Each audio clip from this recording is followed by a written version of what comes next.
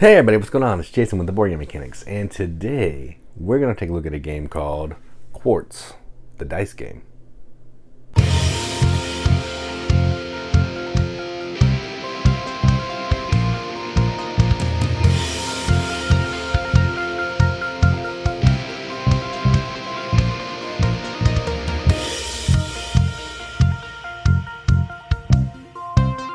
Quartz, the dice game is a game published by Grok and Lucky Duck Games. Plays 3 to 6 players, 15 to 30 minutes, ages 10 plus, and it's designed by Luis Francisco and Sergio Halaban. I probably said those incorrectly, I apologize.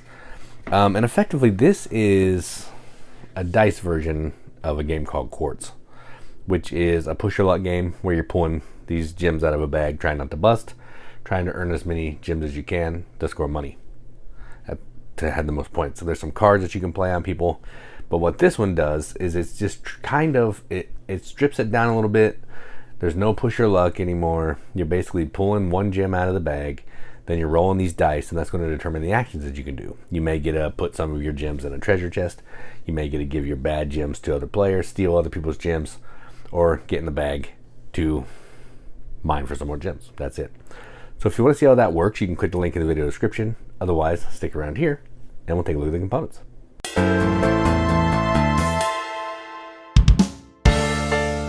All right, so let's take a look at the components for Quartz. First off, let's look at this box. The box looks similar to the other game if you've seen that. Similar art, but this is a dice game, so there's a place for the dice when you put the box together. Pretty cool. Here's the bottom of the box. Has the other mines, the gems that I took out for the 3-player run through that I did. Pretty decent box. It kind of moves around if it's on your shelf, but there's not that many components. Dice are really nice. So in the base game, it has cards that kind of do some of these actions, but in this, it's been replaced by dice.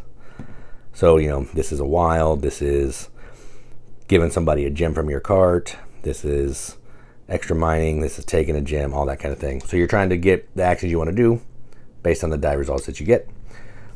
Nice rule book here, breaks it all down in the back, spells it out a little bit more inside to help you learn how to set up, all that kind of thing. So pretty decent rule book. Again, so dice game of the Big Brother, so no issue there. These are just like the other game, mining for dummies, but they're smaller. Obsidian crystals, all the crystals in this game are smaller too. They're a littler scale. The mine cart, similar vibe. Tells you the base game or how much each is worth, and then some bonus scoring. Again, smaller. Everything's on a smaller scale. The treasure chest, I think it's a card in the original, so this was pretty nice actually. And then we got the bag with the crystals. Not great. It came untied already, but again, more of the gems. You saw them in the box, but you know, they're really nice. Rarity, you know, you can tell that one's the rarest because there's only one of them. So yeah, I have no issues here with the components. Again, it's what I was expecting. I knew what the other game was, so this is more of that. So those are the components for Quartz the dice game. Let's talk about what we think about the game.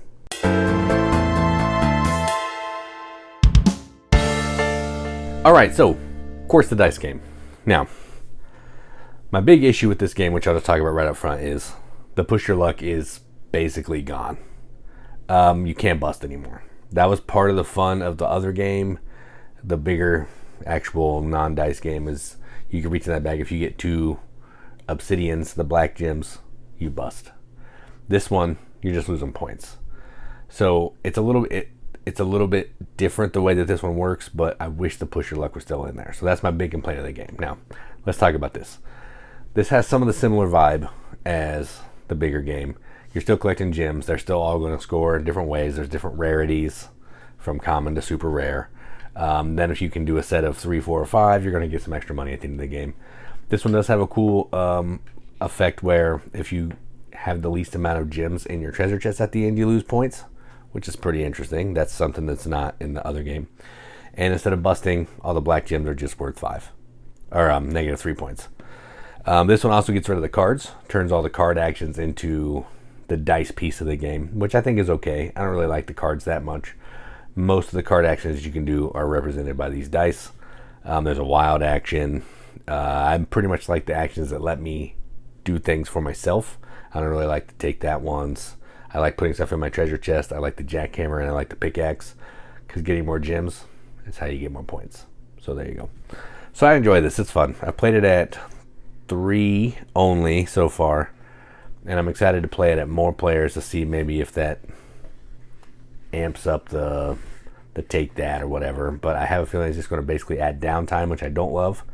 So I kind of do like this at 3. I might just keep playing it at 3, because it still gives you the vibe, still lets you do all the other stuff, and I enjoy it. So not as good as the Big Brother game, but still solid. So I'm going to give this a BGM accept the seal. It's going to get a 7 out of 10 on BGG, which is a 3.5 out of 5 wrenches on an arbitrary wrench scale. That means absolutely nothing, but we like to give it the games that we enjoy, and that's what I'm going to do. So that is Quartz, the dice game from Grok and Lucky Duck Games. I'm Jason with the Boardgame Mechanics, and as always, keep gaming.